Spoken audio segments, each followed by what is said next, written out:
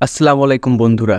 এই যে বৃদ্ধ লোকটাকে দেখছেন, যাকে কেউ দাম দেয় না, কিন্তু সে একদিন রাতে হঠাৎ করে এমন এক সুপার পাওয়ার পেয়ে যায় যে তার পুরো শরীর একটা সাইবর্গে রূপান্তরিত হয়ে যায়। তারপর এই লোকটার সাথে কি করেছিল চলুন সেটাই দেখে আসা যাক। গল্পের শুরুতে আমরা 58 বছর বয়সী একজন বৃদ্ধ মানুষকে দেখতে পাই, যে কিনা তার পরিবারকে নিয়ে টোকিও শহরে এসেছিল কাজ খোঁজার জন্য।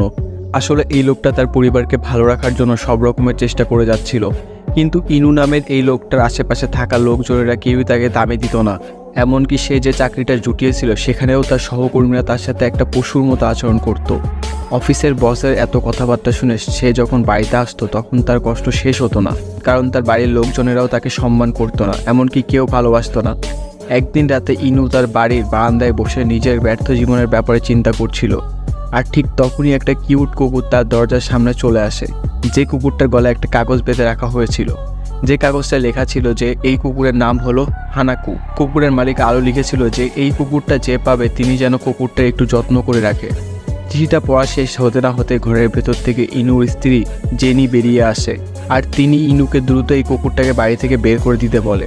তো যাই হোক, এখন পরদিন ইনু ডাক্তারের কাছে গিয়েছিল নিজের চেক আপ করার জন্য, আর সেখানে গিয়ে তার মাথায় তো রীতিমতো আকাশ ভেঙে পড়ে, কারণ ডাক্তার তাকে জানায় তার নাকি ক্যান্সার হয়েছে, তাও আবার লাস্ট স্টেজের। তার হাতে আর মাত্র 3 মাস সময় রয়েছে, এমনকি তার বাঁচার কোনো চান্সও নেই।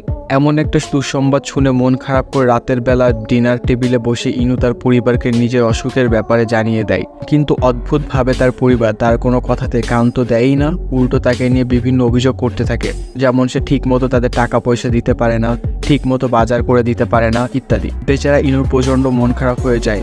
তখনই তার স্ত্রী আবার তাকে বলে যে গতকাল তোমাকে কুকুরটাকে ছেড়ে দিয়ে আসতে বলেছিলাম, কিন্তু এখন ওটা বাড়িতে কি করছে। জেনির এই কথা শুনে ইনু কোনো উপায় না পেয়ে সে কুকুরটাকে নিয়ে বাড়ি থেকে কয়েক কিলোমিটার দূরে চলে যায়, আর কুকুরটাকে ছেড়ে দিয়ে দৌড়ে বাড়িতে পালিয়ে আসতে থাকে, যেন কুকুরটা তার পিছু পিছু আসতে না পারে। কিন্তু বেশ খানিকক্ষণ দৌড়ানোর পর ইনু যখন একটা পার্কে পৌঁছে যায়, তখন সে দেখতে পারে এই কুকুরটা অলরেডি তার সামনে চলে এসেছে।